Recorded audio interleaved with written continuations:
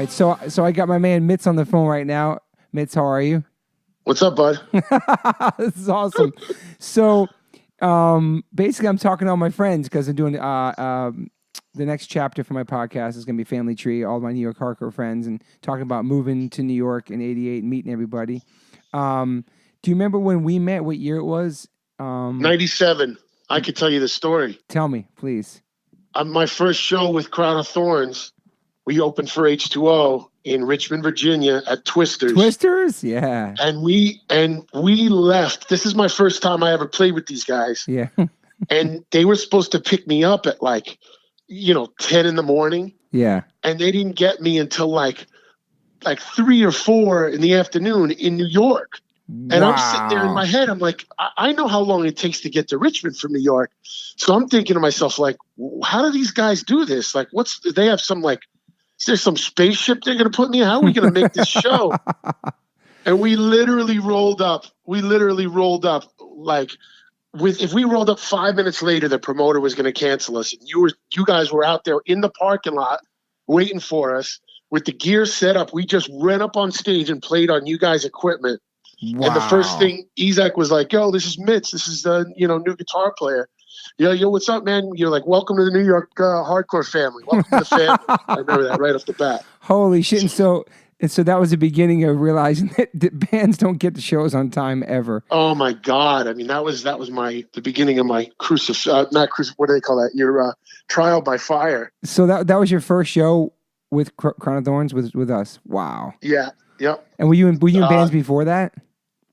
I had been in bands before that, but locally, nothing that the distinction that I always give to it is that was the first band I played in where I didn't have to beg my friends to come to have an audience. Yeah. So where were you born? Were you born in Long Island? Yeah, Huntington, Long Island, Huntington, New York. Okay. Born and raised. And so how were you in school and how'd you find hardcore music? How was I in school? Yeah, did you get good grades? Did you like school? Did you graduate? I was, you know what? I was smart enough to get by without doing any work. Yeah.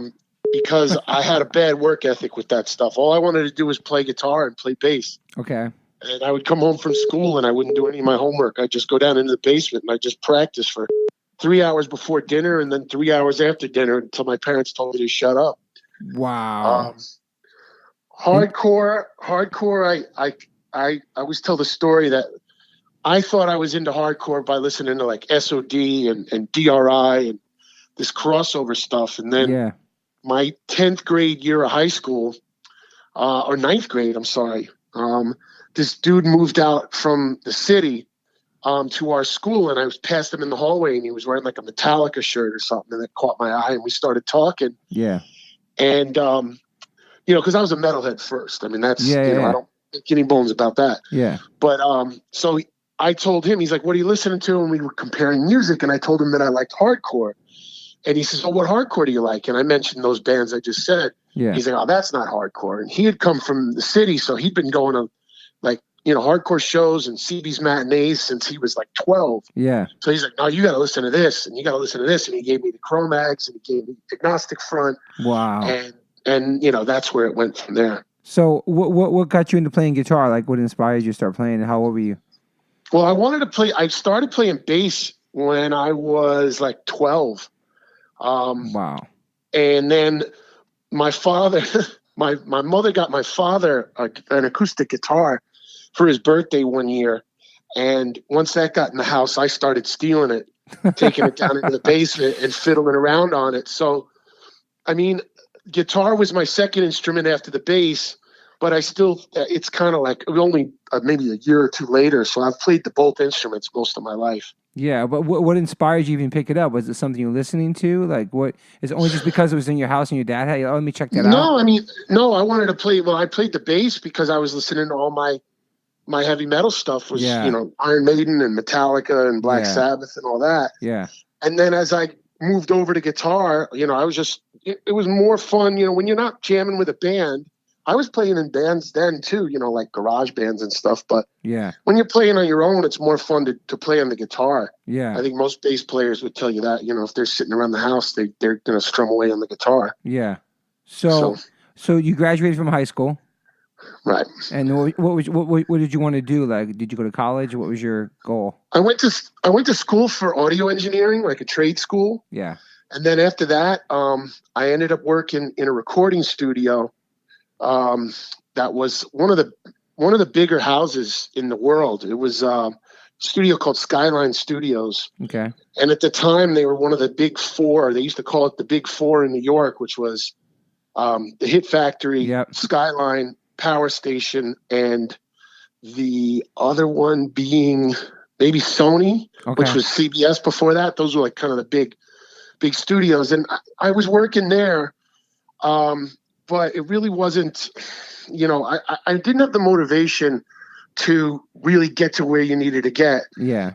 As an engineer, I went into it saying I want to be an audio engineer, and then I started working. And when you start off at any place, you're the bottom of the barrel, you're entry level. So I was just answering phones and making coffee and cleaning the place. Yeah. During the sessions, and then once I saw what it took, you have to start off as an assistant after that. And on the sessions, you're an assistant engineer. Yeah. And you learn the tricks of the trade from the real engineers, and then you go out on your own eventually, hopefully. These guys and women above me were working like 100-hour weeks, 120-hour weeks. I was watching these people put in these time cards. And what I ended up doing was, instead of getting into that and working as an assistant, I just stayed where I was, making the coffee and answering the phones, but I'd sneak bands in at night and do them and work on them on my own. Yeah. I brought in Sub-Zero, who were friends of mine at the time. And there's a funny story. So we were working on a song, and Richie Kennan, their guitar player, was playing a part. And he had his idea for how he thought it should go. And I had my idea for how I thought it should go. And we were kind of, having a creative argument over it. And I kept taking the guitar from him and showing him, like, no, I'll play it like this. And then he'd take the guitar back and tell him, play what he wanted to play. And Lou, their singer, was kind of over on the other side of the room working on his lyrics. And he looks up and he starts barking at me. He's like, look how he's always got to get his mitts on that guitar. He's always got to get his mitts on that guitar. He starts breaking my balls. And I didn't think anything of it. And then later on that night, we finished the session and we went downtown for some beers. And we're hanging out and I'm shooting pool and I hear him start yelling, mitts. And I'm like, what the hell is this guy saying? He's like, I'm going to call you Mitts from now on. And then it just stuck. Holy shit. That's an awesome story. I had no idea that's where it came from. That was 1993. So that is amazing. Lou DiBella. Shout out to Lou DiBella, man. And I felt like I was learning more that way, even though that really wasn't much of a career down the road, because you really had to learn from the better, the top level producers and engineers to go anywhere. So, and eventually the studio ended up closing.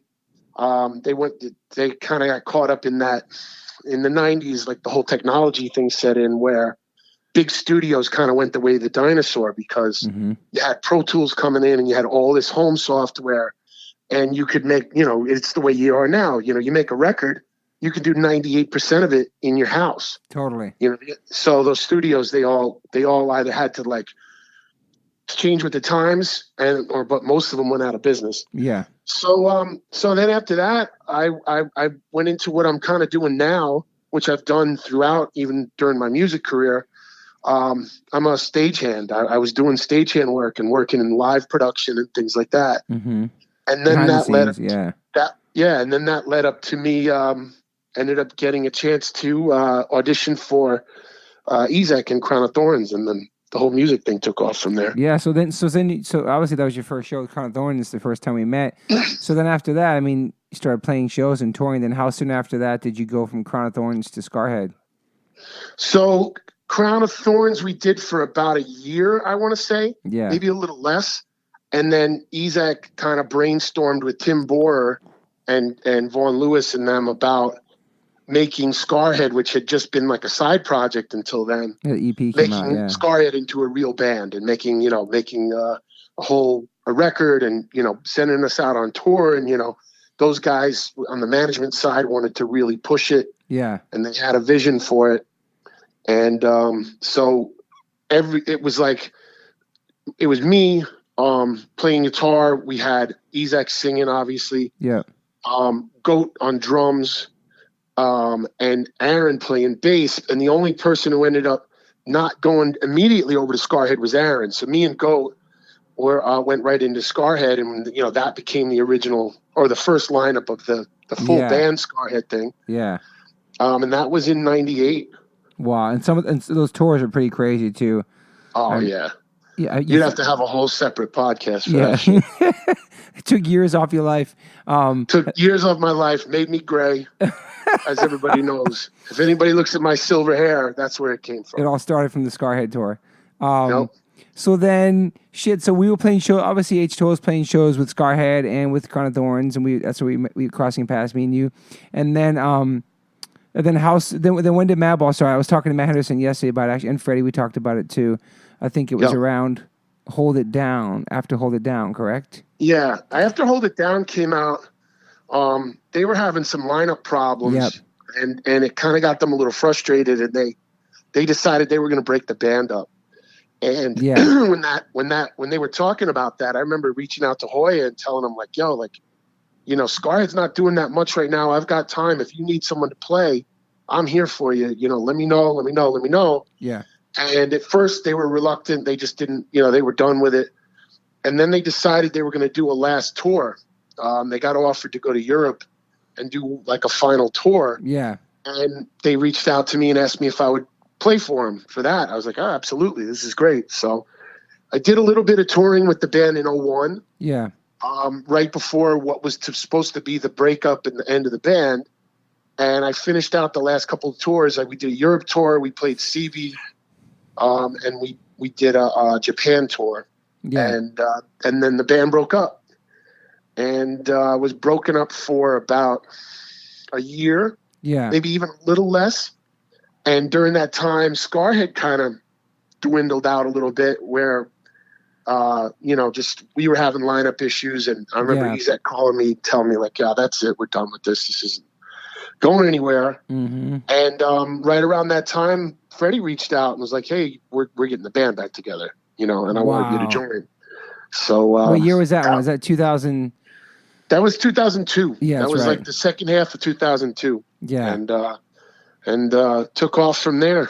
Because I know we did Hazen Street in 2003. I remember that too, because it was Hazen Street. You guys recorded in 2003, and then the year of endless touring was 2004. 2004, yeah. So was that? Does that transition, a big transition, going from playing Scarhead and Madball as far as guitar playing wise and the riffing? Guitar playing wise, it wasn't that much different. I mean, Madball was definitely, I'm not going to sit here and talk shit on anybody, but Madball was definitely a little more organized than some of my former bands and what. But I think they would agree with that as well. Yeah. And Madball was a machine at that point. They had already been going for 6-7 years of just nonstop. Yeah, for sure. Going around the world. So they were in the groove, and that was the kind of, to be honest, I mean, that was the kind of structure I had always been looking for. Was like I want to play shows, and I love having fun, and I love the party aspect of it. But it's like, some of that Scarhead stuff was, I wouldn't trade any of that Scarhead experience for anything. Hell no. Some of the greatest times of my life. I'm sure. It definitely put some mileage on me. It was stress. Yeah. And I stressed. And to be honest, the guys will tell you that when I was on those Scarhead tours, that was the first time I'd ever been on the road. It was the first time I'd been away from home for any extended period of time. And in the middle of all that chaos, man, I cracked. I had a rough go of it the first couple of tours. Yeah. It took me a little while to learn how to pace myself. Yeah. It took me a little while to learn how to just keep your head straight in that kind of a situation and not lose your mind. It was, I also discussed it with Maddie too and Skirm. There's this, a part of that being in a band and also being part of the New York scene. I don't know if it's only that scene. There's also this New York kind of, tough love you get from your friends in New York too, like the ball breaking and the got to you games and finding your weakness and fucking with you. So that doesn't help either, let alone it's your first time out there and you're green and you're on tour, you're getting your balls broken. You know what I mean? Like all that. But that's also a great life lesson. 100%. I think that today's culture of like anti-bullying and sensitivity and No one's allowed to offend anybody. That just creates weaker people, man. You get your balls broke, you get tough love, it makes you a stronger person. It definitely and you gives me realize thick at the end of skin. the day that those people aren't trying to hurt you. They're giving you a hard time. It's just, it's out of love, if anything. Like you said, tough love. Yeah, from your friends, and they have Yeah. you back. They have you. 1 second they're fucking breaking your Oh my balls, God, and seconds later they have your back forever. You know what I mean? So it's absolutely. like, I feel like Yep. that's a really New York. Maybe because it happened to me in New York. It's like this real kind of like tough love, like man up type shit. I got that because I didn't get that growing up because I didn't have a father figure. But I went to New York and met all these dudes, and they were like, they came from a different world and different childhood than I did, and they had a different edge to them. And I loved it. And I realized now looking back on it, really helped shape who I am, and also gave me some tough skin for sure. Hell yeah. So that alone, like that, and then going out there for the first time, I was talking to Matt Henderson about yesterday. His first tour was in a van, and then Roger got deported. Then he went out there for like 6 weeks and fucking staying at squats and shit. Like it really was a hard first tour, but after you did that, you kind of can survive anything. Sure. They put you through the ringer like your fucking boot camp. Sure. So then Madball, yeah, then you started writing with Madball and making those fucking awesome records and ended up touring them for like 15 years, right? That went from 15. 16 years. Wow. 16 years. 4 records, a couple of EPs, and 16 years worth of tours. So when did you realize that? When did you feel like, wow, this is my career? Like I'm doing music for a living. But I always feel like you always had work ethic too, and I think you worked in between tours also. You weren't just music. Yeah, I kept the career going. I kept the career going as it was, as we were going. Yeah. I honestly, it felt pretty early on. It felt like, wow, this is what we're doing now. This is what I do. Yeah. It was, we were doing tours and making records, and I adjusted to that pretty quick. Yeah. I mean, it became like a really full time. Like even now, even you're not there anymore. Madball still is not. It's like they're like a nonstop band that tour. Like you were always Absolutely. traveling for weeks at a time. We did. I remember one year we did over like 170 shows in a year. Year. Damn. And so, that still gives you whatever. That's like whatever, almost 100. That's less than half the year. And there's bands that. I'll tell you, like Hatebreed probably smoked that. There's a band that in their early years, I'll bet you they topped 250. Terror too. Terror tours a lot too. Terror tours nonstop, but 170 shows is a lot of shows. We weren't home for a long time, and we were doing up until like the late 2000s. We were doing the tours like everybody did. We were doing the 3 and 4 week tours. Yeah, and then we kind of modified it later on to go to all the same places as everybody else, but we started doing more like humane style, 10 days, 12 days of clip. Yeah.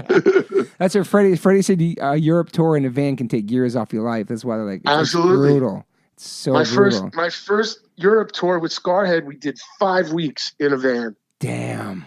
And let me tell you, like for anybody that's never toured, you reach a point on a tour like that where you got all 5 or 6 or how many guys there were. Yeah. We're all sitting in the van. We're all wide awake and no one's saying a word because we've talked about everything there is to talk about. You're fried There's too. not a subject that we haven't covered on that 5-week tour. Yeah. We've been through it all. So you're just sitting there staring out the window. Damn. There's nothing left to discuss. And people think it's like so glamorous, like you're on tour, and it's obviously the shows are great. That 45 minutes to an hour per night is incredible feeling. There's nothing like that.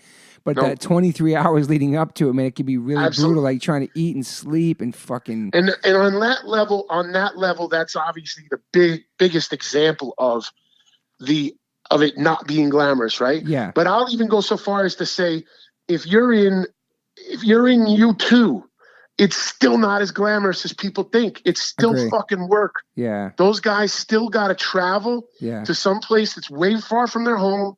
They got to exist in conditions that aren't in their home. I don't care if you're in a 6-star hotel. Yeah. It ain't your house. Yeah. And even if you have your family with you, you're still not in your house. So these guys that are billionaire rock stars, it's still work. It's still work. Yeah, there's champagne and helicopters and and celebrities and all that, but they're still working. Private jets. I read something too that like, I don't know if it's true or not, but Bono, after he goes on tour, he goes in a hotel. His wife says, go to this hotel for like a day or two to like decompress from tour before he gets back home to real life, because it's fantasy and reality, man. Like when you're on tour, like all you have to do is sleep all day. You can stay up all night, sleep on the bus and whatever, and then play a show. When you get back home, it's back to reality. You got to you got to drive in society. You have to pay a mortgage. You have to drive your kids to school. It's like you go back to work. It's like it's totally like night and day. Absolutely. And the one thing I'll say, and you can understand this too, because you guys have been on all levels. You guys did vans all the way up to tour buses. Yeah. When you're the level of what our bands all are and were, you appreciate the good things more than if you're one of these bands that just pops off on your first record and you're in a tour bus every night of your life for the rest of your career and you're flying in places and this, that, and the other thing. You don't appreciate it as much. Yeah. When we were doing these Madball tours, we would do the States in a van, but when we'd get to Europe, a lot of times we'd be in a tour bus, and man, do you appreciate that bus? Hell yeah, dude. When you just got out of a van tour, 100%. you really, it really, I'm very grateful for the level that the band was at when I was in it, and that we weren't, there was those ups and downs that made you appreciate, same thing, like you play a VFW hall for 30 kids in the Midwest somewhere. Yep. And then 2 weeks later, you're on a stage in Europe playing a festival for 25,000 people. 100%. I wouldn't want to play for 25,000 people every night. I agree. At least for the gratification of it. Obviously, the money would be a little thing to console you, but for the excitement of it, it would lose its novelty if you played that stuff every single night. Was there any point in your life where you're like, I mean, obviously now we'll get to that, but like even earlier on, you were like worried about your future or worried about a plan B and stuff? You know what? Yes, because if you don't stress about that stuff, you're not human. Exactly. You have to, you always have to be thinking about that kind of thing. What are you going to do after the band? Yep. But I always just kind of put myself to bed at night thinking like, well, I'd like to think I've remained cool with everybody I've crossed paths with, or I've tried to be at least. And when the time's over, I'm going to move into something and I'm going to take advantage of, what the friendships I've made and the connections I've made. 100%. And it's all cumulative. Everything you do in your life amounts to tomorrow. Your next day is a product of everything you've done in every day you've lived before you. So you made so many wonderful friendships and everything all around the world. Being a musician, you meet so many people, and I know I see you go to Europe and stuff, and go to the football games over there. You have a lot of friends over there still. So what was it like for you being in the band for 16 years, and all of a sudden you're not in it no more, and you chose to move on? Like those first couple weeks, was it weird? Do you miss playing? Do you miss touring? I miss seeing. I definitely miss people. Yeah, I miss the people that I don't get to see as often. Yeah. But obviously, there's the good parts that you miss, and then there's the what we talked about, the rigors of touring, and all that stuff. You don't miss that. I think it's kind of nice to when somebody out of my family tries to tell me, oh, we're going to get together for this get together on this date, and your family tells you something like that 3 months down the line. I can be like, yeah, I'm in. Count me in. I'll be there. Yeah, because don't, but when you're in a band with a touring cycle, you don't know what you're doing 3 months from now. You got to say, hey, listen, you got to talk to me about 3 weeks before it, because I won't know. Yeah. So those are the things. Those are the things I don't miss. But I adjusted pretty quick. And we'll get to. I'll talk about this in a minute. But I'm still in the game here. I'm not. Yeah. I'm working with bands now. I'm producing music and things like that. Awesome. And I've done some traveling with that since, I've been out of the band now about a year and a half. I saw you went to UK for that too, right? Yeah, UK that's on my own time. Yeah. Usually I'll try to get over there and catch some sports. I thought you were producing over there too. Yeah. No, I just finished in November into December. I produced a band from Tel Aviv, Israel. Oh, wow. And on the way back, I stopped through London just to pay a visit. So you produced them in Israel? Yeah, I produced a band. The band's called Eternal Struggle. Okay. And they reached out to me about a year and a half ago, maybe a little more. Yeah. And talked about, they had heard some of the other stuff I'd produced and they were interested, and everything came together. It was a really cool experience. Yeah, it's cool. I've never been there. That sounds awesome. So yeah, you're doing so now you're still doing you're doing the stage stuff and you're producing now, which is awesome. Yep. So that transition, like you said you were kind of mentally prepared for it, obviously, because you planned on, making the move and not touring anymore. So obviously you're ready just to step into that back into life, I guess. Exactly. Yeah. And I'm also not done playing. I mean, I'm at a stage in my life where I need to move forward into, things that are more lucrative, that are going to get me, more security down the road as we get older and things like that. But yeah. I haven't hung up the guitar. I'm sure still you're still producing. playing. Yeah. I'm still, if something comes along, I'm still writing a lot of music. Yeah. I may put a project together one of these days and see what happens with it. I played a show last summer. I did like a half a set with Suicidal Tendencies. Oh, really? That was my first time on a stage in like 6 months. No way, that's crazy. I'm surprised that you didn't hear about that. So how many songs you play with them? They played that House of Vans, right? Okay. And they had a guitar player quit on them like a month earlier. Yeah. And they got Ben Weinman from Dillinger. Okay. Right? Oh man, if I'm fucking his band up, I'm that might be his be name. embarrassed. Yeah. But I know his name better than I know his band. Yeah. But they had him filling in. They had him to play the guitar parts for the next bunch of tours. But they had agreed to play House of Vans in Brooklyn, and play their first record, like cover to cover, like one of those deals. Yeah. And so Mike hit me up and was like, "Hey, this guy's got his hands full learning our set. He might not have time to learn all these songs. Can you learn some songs and play some of them with us?" Damn. So I was like, "Yeah, absolutely, no problem." And a week went by, and I hadn't heard anything back from him. And I'm thinking, "Oh, all right, this thing's, they got it covered." And the night before the show, Mike texted me with this list of like 5-6 songs. He's like, "Hey, can you learn these?" And I'm like, "Oh shit! All right, here we go." So yeah, even some of the biggest bands in the world, they kind of, some shit still goes on the fly. So you learned 6 songs off the first album? Yeah, so I had to learn those, and I just sat up all night just playing. Wow, and you killed it. I'm sure it was so fun, dude. Right? Yeah, it was a blast. It was a blast. I mean, we Madball toured with Suicidal on a couple occasions over the years, and one of them being like over in Europe back in 2003, like early on, and I kind of hit it off with Mike. Yeah. He's a big hockey fan, and that's awesome. I think hockey was the thing we ended up bullshitting the most about. Yeah. But we've stayed in touch, and it was kind of a bug out. That's fucking play. Yeah, that's amazing, man. That's awesome. So these are he walks in. Go ahead. He walks in the dressing room before the show and he starts breaking my balls. He's like, "If you fuck up, that's it. You're out. I'm fining you if you fuck up, whatever." And then I waited a little while and I got him back right before we went on. I'm standing there with my guitar and I look at him. I'm like, Mike. He leans in all serious. I'm like, "Do me a favor, man. This is New York. I got a lot of friends here. Like, so try not to fuck this up, man. You're gonna make me look bad." That's awesome. So those are relationships you're talking about. You met them through playing music, and you continue staying friends. I love that shit. It's awesome. Absolutely, 100%. That's amazing. So do you feel like now, like when you're like working and obviously you're producing and still playing guitar, but not like in a band touring?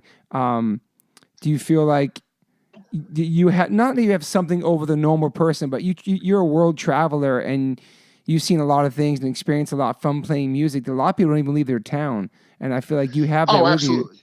So is that something, obviously it's something special that we all have, but. Absolutely. I mean, I said that for years. Like, if I treated every place I went in the world like it was the last time I was going to be there. Yeah. I did that every single year, no matter what year it was that I was out on the road. Yeah. That's why I always, ask the guys, like, I'm the guy that always was like, "Hey, let's go check this town out. Let's go walk in it, go see this." You've seen me on tour. Like, I'll go sightseeing in the U.S. Yeah. Like, "Hey, man, like, I've never been to this town before. Who knows if I'll ever be back? Let's go see this stupid whatever tourist attraction. Let's go do it, Yeah.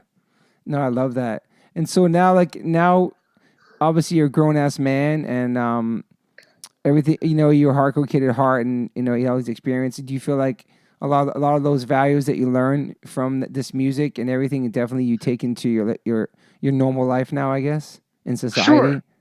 Yeah, definitely. I mean, the lessons I learned on the road, the lessons I learned from being in bands with all these guys made me who I am today. Yeah. There's no doubt about that. I would be 1,000% less rounded of a person had I never done that. If I just stayed home, and talk about being worldly, like all of us, we're all worldly, different cultures and foods. And one of the things about, you don't want to touch into politics nowadays, but like, we've got this whole like xenophobia going on with America where, you have people that are like, just the whole left wing, right wing politics thing. And you get, people are almost proud to be closed minded. You tell people like, hey, they have healthcare over in Denmark, and fuck Denmark, America. You hear that out of somebody. Yeah. And that's somebody that's never left their fucking town ever. They're scared, man. Yeah, man. They'll spend their whole lives in their tiny little world. You and me and all of our family here, we've been all over the world. We've seen cultures. We've seen different opinions. We've seen the results of, ways certain things can turn out. We've seen, you look at, just look at some of the Eastern Europe stuff we've been through where there was a war through there 20 years ago. Yeah. For that kind of stupid intolerance bullshit. Yeah. It's like, 100%. It changes your opinion. It really changes the way you look at things. Yeah, it's true. So yeah, I mean, well, Madball, obviously, thank you for what you've done with music and obviously our friendship. And Madball has done a lot for so many people. And I was saying to Matt Henderson yesterday how special that band is. How there's only one Madball, like the rhythm section and the guitar playing, and then you guys live. It was just untouchable with you. And I just saw him. I just saw him 2 weeks ago, 3 weeks ago. They played in Queens, and I went down. They sounded great. Oh, that's awesome. So what is that sounded like? Great. Is that the first time you've seen them since you're not in the band? No, I might be the third time. Oh, wow, awesome. I've gone. You know what? I had to miss the one that they played with Cypress Hill in the fall. Oh, yeah, I saw that. Cool. And I had to work that night. Yeah. That's a back to reality statement. I got to work. So what's it like seeing Madball with you not on stage? Is it weird? Was it weird at first or no?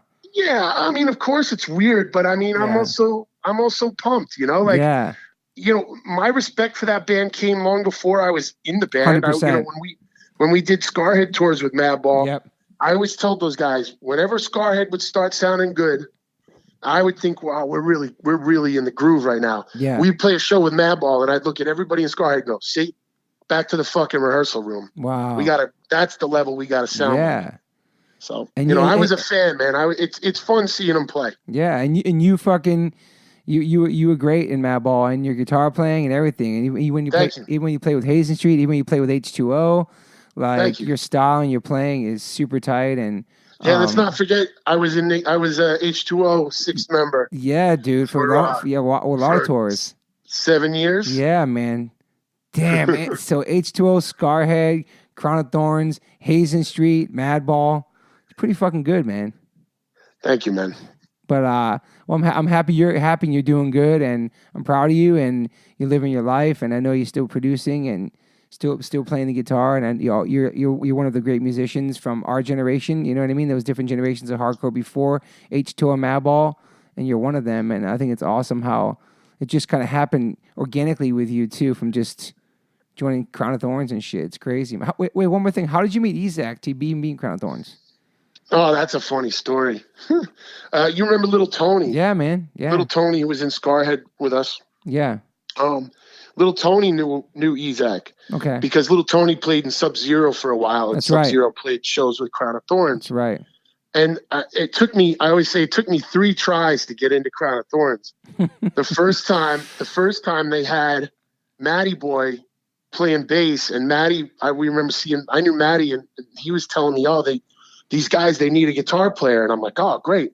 I'm ready to go, dude. I'll learn this shit in a day. And I fucking went home. I got the record and I learned it. Yeah.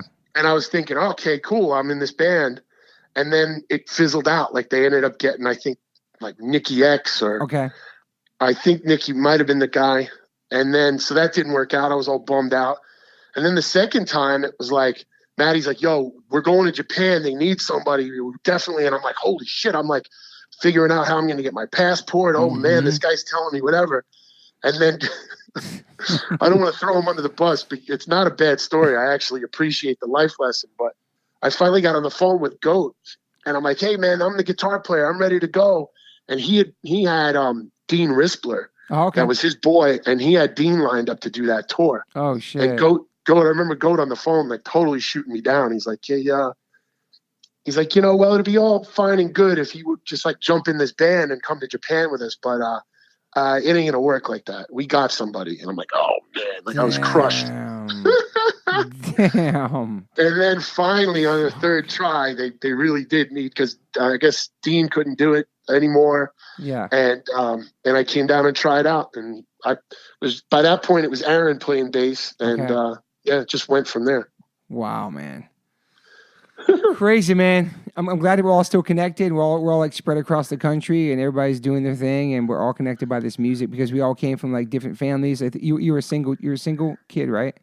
Yes, sir. Yeah, only child. So like we all came from different backgrounds. Oh no, single kid. No, I have a sister. Oh, I didn't know that. Okay, that's right. Oh shit. How old is she? She's 2 years younger than me. So. Okay. You guys pretty close still? Yeah, we awesome. talked. I just saw her. My grandmother just turned 100. Holy shit! So my sister flew in for that. Damn, dude, that's fucking crazy. 100 years old. Centenarian or what centenarian. Is the secret to that? Holy shit! Yeah, well, she's about 5'1", so I think she conserved her energy. Damn. Well, we all came from different backgrounds. So I'm saying we all connected in this fucking crazy scene of outcasts and weirdos and wild people and characters with nicknames, and it's fucking amazing how we all still stayed together over almost 25, 30 years. It's awesome. Yep. And it's fun to watch the new generations underneath us and younger than us write their stories. 100%. Yeah. There's a whole new generation of young bands out there that are doing the same thing. And I know a lot of them have a respect for what we did but they're doing their own thing. And it's fun to watch them live and learn like we did. I love that. It's crazy that we're fucking old men and shit. And I think you're like, are you older than me by 1 month or something? Couple months? I always say you're older than me, buddy. We won't talk about dates. All right, Mitz. Much love to you. Thanks for being on the podcast. I still feel like I'm 25, by the way. So I feel young too, bro. I feel young too. I was telling Freddie too. He's always going to be 30 years old to me, 30 or younger. He doesn't age. It keeps you young playing music for sure too. It does.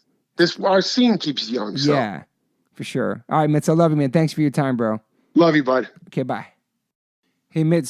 So before you hang up, I think there was a couple more stories I wanted to tell. I tried talking to Freddie about this story the other day about a bus crashing with Hazen Street. He kind of remembered it, like me getting hit in the head with like this mirror from the back of the bus. You remember that? What happened? Yeah. The driver fell asleep driving, and we went down into the ditch on the side of the road, and by some miracle we didn't tip over. Damn. I think the story was that he fell asleep, but he woke up. He didn't drive off the road because he fell asleep. He woke up and he was about to rear end one of the buses in front of us. Oh shit. And he had to swerve off the road so we wouldn't hit that bus. Fuck. That was crazy. Scary as fuck. And did he get fired from that? Yeah, I think he was gone within a couple of days. Yeah, that was super sketchy. I think he might have. I don't remember. So remember, we had different bus drivers. Yeah. You know what the funny thing about that guy was? All right, now we'll get into a little mean spirit. Like that guy, we hated that guy. He was just like this big, like white trash slob looking guy. Like, I'm sure there's people think that's a description of me, but whatever. I can point fingers too. But he was this big hillbilly, like, whatever. And every day we bug out on him. We'd be looking at each other like, yo, look at this fucking guy. Oh, I fucking hate this guy. I hate him. Everybody hated him. Was he nice to us at all? No. It was like indifferent. Like he wasn't, I don't remember anything. But then I remember we would rail on him so bad, like with each other. Yeah. And I remember the day before that happened, or the day that happened, I remember coming up on the bus and he was cleaning the bus and he looked at me and he gave me this smile. And I was like, like I felt bad. I'm like, this guy's all right. He's just doing his thing. It made me feel like I had compassion for him. Like he's just, he's out here doing his job and, he doesn't hate us and we don't, whatever. And I remember even maybe saying to you guys, like, hey guys, like, I feel bad for the guy. Like, let's take it easy on him. Even though we never said any of this stuff to him. We were just we were just cutting him up in our own way behind his back, which is whatever. It's take it or leave it. But I remember that. So the one day I feel bad for the guy. He almost kills us. Oh, and was there another bus incident too with the driver he had too, right? Let's see. So then on Warped Tour, I can tell this story without mentioning the names, but there was a driver. This is a good one. There was a driver from another band that we won't go into. He drove for a couple other bands, and we won't say his name either. Yeah, no, yeah. But one of these guys that's, a Warped Tour veteran, like been on Warped Tour since, 1836 and whatever. And if you remember, we were in Seattle. Outside Seattle, we were at the Gorge. And I remember Chad Ball and Newfound had they were going to have like a barbecue aside from the regular Warped Tour barbecue. They went in on like a bunch of like meat and lunch of like party stuff with a couple other bands. And so he's like, "Oh, Mitz, come make sure you come down to the VIP area after the show. We're having a barbecue." So I round up these girls we know from Seattle, and I'm like, "Hey, let's go down to the thing." So I go walking down there, and here's this dude at the gate. There's a kind of like a gate entrance to the VIP area. Wasn't like red ropes hanging up or something? Yeah, there was like ropes. It was like this little low imaginary like picket fence kind of thing. It was like a fenced in area that would be like the VIP for like the normal backstage if it wasn't a tour with 100 bands. So that day it was just like a VIP area and it was roped off. And this dude's sitting in a lawn chair at the entrance to this little area. And as I walk up, he's holding like a water gun and he's holding it and he's like being a smartass. And as I walk up, he doesn't even look at me. He just like announces, like over his breath, he says, "Who the fuck are you and what the fuck do you want?" And like, man. I remember this shit, dude. What? I didn't even know this. I'm like, is this guy joking? Fuck? I'm like, are you joking? Like, it just totally caught me off guard. Yeah. And I'm like, I'm here for the barbecue. Yeah. Oh, who invited you? And now I feel like a dick because I don't want to drop names. I want to be like, "Oh, this guy from this band." Yeah. Whatever. And I'm like, my friend Chad. And he's like, "Chad from Newfound Glory?" And I'm like, "Hey, bud, check this out. I'm out of here. Don't worry about it."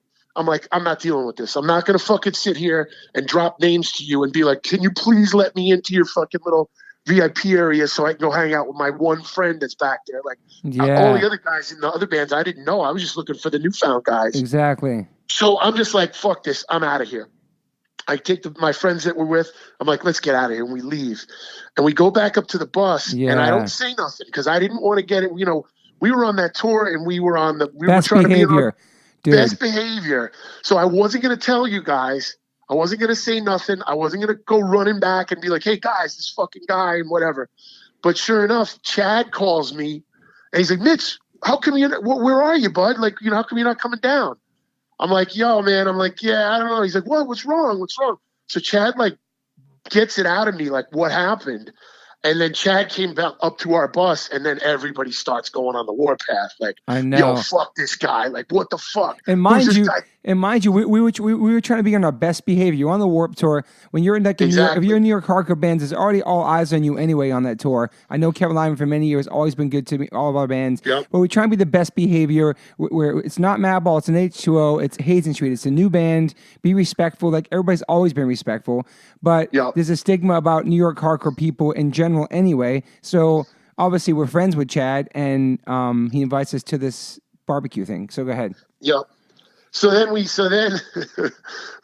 like, we got a group of us and Chad's like, "Yo, we're going to go down and talk to this guy. Like, who this guy fucking thinks he is." So we rolled deep, we go down too. There. It was like you, me, Freddie, and Hoya. I'm trying to think of maybe Mackie. But if you remember, Hoya and Dave Kennedy got locked in the bus by somehow. They couldn't come. And we always talk about to this day that had there been maybe one or two more of us, it might not have gone the way it did. So we were very, Royce was with us too. Royce was with us too. Yeah. So we go down there and we get down to the thing and he's still there. and we're standing around, and the guy spots us, and he looks at Chad, and he's like, hey, you guys, you got a problem? Is there a problem? And he kind of like steps to Chad. And so Chad's like, he's like, yeah, man, like, my friends, I told my friends to come to this thing, and you're being rude. He's like, I think you ought to learn how to fucking talk to people. Yeah. And the guy's like, yeah, I don't got to talk to anybody anyway. I don't fucking like. Yeah, I'll say whatever all you fucking little kids on this fucking tour and your fucking little skateboards. And he's la, la, la, la, and he starts off. And then he looks at the group and he starts with Chad. He points at Chad, but then he points around the whole group and he goes, yeah. He's like, fuck you, fuck you, fuck you. And he finally, the last guy he points at is Freddie, and he goes, fuck you. And Freddie's been dead quiet to this point. And Freddie's like, whoa. He's like, hold on. You mean you talking to me? He's like, fuck me? He's like, I'm not even talking to you yet. It's like, you serious? And the guy's, yeah, blah, blah, blah. And now the guy starts seeing the headlights. He does, dude. When Freddie gets that look, it's like the truck headlights. Dude. It's a wrap. Yeah. And you just watched as Freddie calls the guy out. Freddie's like, yeah. He's like, okay, well, how about this? The best thing, he's like, how about you and me? We take a little walk behind that bus and we sort this out. Yeah, he did. He's like, come on. I think he said step over those red ropes or something. Dude. And he's not yelling at him. He's not yelling at him or nothing. And he starts stepping. Freddie steps over the rope. And then the guy starts backing up and backing up. Yeah, dude. Didn't he take his shirt off and his hat fell off? That was later. Oh, that was after we had left. I think he was trying to save face apparently. But Freddie herbed him out so bad. Freddie just in a low tone of voice, he's like, hey man, it doesn't have to be a big thing. He's like, you and me, we just walk over there and we just go up behind those buses and we handle this. Yeah. And the guy, by that point, he was trying to back up onto the bus. And that's when we were all like, yo, let's just get the fuck out of here. He's so then we leave and then fucking travels like wildfire. So we leave, and yeah, exactly. Everybody's coming to our bus. The campfire. Everybody's coming to our bus. We heard it was like an increasing increments of shock. Like everybody's like, hey, what happened? Oh my God, that guy didn't know who you guys were. Oh my God, he feels really bad. And then finally it was like the message came up to the bus like by carrier pigeon or something. Like he wants to come apologize. Because he was told, I think his guys in his bands that he drove for told him like, yo, you're getting us into some shit that we don't want. It traveled so fast, and the people coming on the bus, knocking on the door. I think actually Skiba brought him to the bus. Like, yo, Skiba was our boy. I think Skiba brought him to the bus. I want to say maybe, and the guy comes on the bus with his head down, apologized to all of us. Yeah, that was it. That was the culmination of it. Was that he came up to our bus. He didn't come on the bus, but we got out, and in front of our bus, he's like, I'm nobody. I'm a fat loser. Yeah, I apologize. Yeah. That's what he was told to say. And the funniest thing, if you remember the gorge, was that fucking VIP area is at the bottom of a massive hill that our bus was up on. So that guy had to climb fucking a 10-minute walk up fucking Mount Everest. You want to talk about fucking climbs like we were talking before, Runyon Canyon. That guy had to do Runyon Canyon to go humble himself. That was funny shit. That was a crazy story, and like I was so happy with everybody's reactions. Everybody was disrespectful. There was words. There was nothing. It could have got really fucking bad, man, and it didn't. Of course. And I was proud of everyone who just like, okay, I'm just gonna walk away, and like Chad's our boy, and like he invited us, and this guy doesn't know who the fuck he's talking to, and yeah, yeah. Go ahead. It could have gone really bad, and like the reputation that we all had at that time. It was we did a good job. We kept it professional, very professional. But obviously, that guy got fucking put in his place too. So speaking about hills, everybody knows that I'm like the #1 promoter of Runyon Canyon. I always try to bring my friends when they come to town, and I fucking brought Mitz there one day. And Mitz is like, I'm down to do it. And Mitz was wearing Air Force Ones. If you know what Air Force Ones are, they're the heaviest Nike ever created, and they're not for fucking hiking. And I don't know if you were in jeans or shorts or not, but Mitz did the hill. We're like on the second goon. I got to say, Mitz sat down for 1 second, and then he fucking took a breath, and he made up the goon like it was his first time ever. Oh, wait a minute. You're being really too nice. I made it up there. But this was with you and Skiba, who run that fucking thing every day. Skiba's got long-ass legs, yeah. Listen, I I think I would have made it a lot easier had I not been trying to keep up with your guys' pace. True. That was what killed me, was the pace you guys were going at. Yeah. But I did make it to the top. Of the goon. I did have to literally crawl the last 20, 30 feet. That's right, the last second half of the goon. With you telling me, come on, bud, it's real. You're here. You're really, I'm not lying. It's almost here. And I literally, as I'm laying there in the dirt, face down, I'm thinking to myself, what are my options here? I either have to make it up to the top of this hill on my own volition, or what's the only option? Helicopter takes me off this fucking mountain, and I'll never hear the end of that the rest of my life. So just the fear of being shamed the rest of my life is the only thing that got me to the top. But I'm very proud that I made it, because you told me that there's some people that we both know, that we won't mention, that are in a lot better looking shape than me, that didn't make it, that bitched out. 100%. So I was proud of you, man. Mitch made it up the top of the goon with Air Force Ones on. I'll never forget that, man. Holy shit. What year was that? I don't even know, man. I think it was like 07. Yeah. Yeah, 07. Have you ever done a hike like that since? Yeah, I've done hikes. I get outside. I don't do anything. We don't have anything on Long Island that's anywhere near as steep as that. But I try to stay as active as I can. The one thing I love about you, too, Mitch, I'm glad I wait to go back on the phone right now, is that you have never, ever been shy. One, that you love and play tennis, which is an amazing thing about somebody in Madball and New York Hardcore plays tennis. And two, your love for pop music, like the Ataris, Good Charlotte, New Found Glory. Oh, hell yeah. You listen to all that music, Strung Out, Yellow Card, all these bands that nobody would ever expect in a million years that Mitz from Madball was listening to this music, and you had such a diverse category of music on your fucking shit, your iPod and shit back then. It was pretty amazing. Yeah. I always thought that was cool about you. Love that stuff. You know what? It was like, I grew up with metal, and then I moved into hardcore, at a couple of years after I found metal. So, but I'm still talking like, I started listening to hardcore when I was like 14. Yeah. But then, like, in my 20s, I had a roommate that I was living with in the early 90s who was into all that Fat Record stuff. Like, gotcha. He came up, he was a hardcore dude as well, but he came up with a little bit more of the punk side of things. So he liked like Bad Religion and all those Fat Record bands I feel like they kind of stemmed from that California style of things. Like Bad Religion is a perfect example of those. Totally. And but all those bands you just named, like the Strung Out, No Effects, were the first ones that caught my ear. What I liked about it, I had some punk stuff I liked.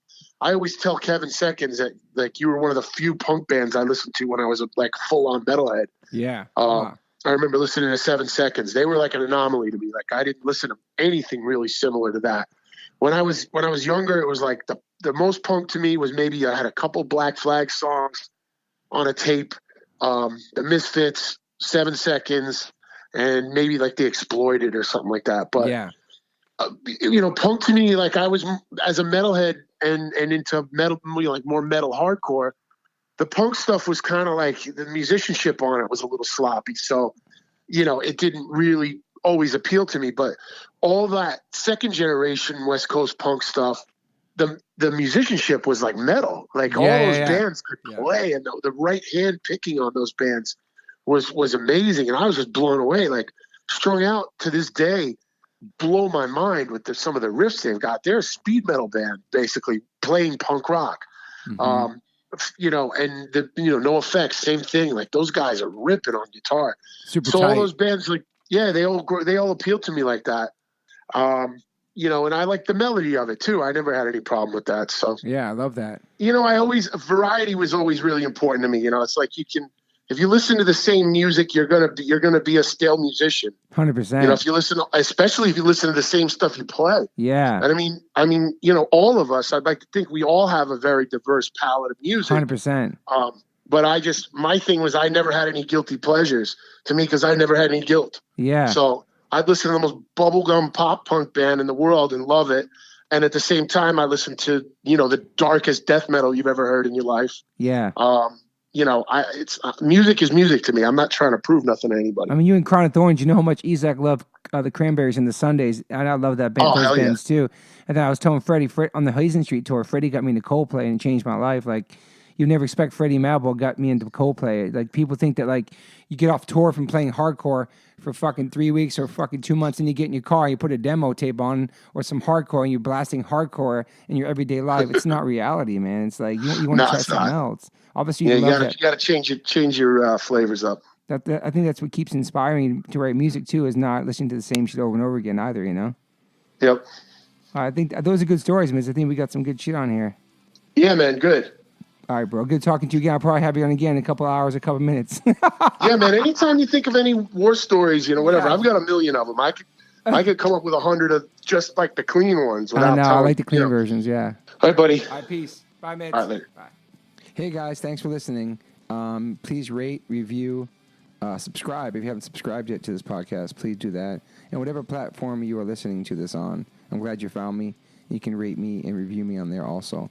So thank you guys sincerely for the support. I cannot wait for you guys to hear the next one.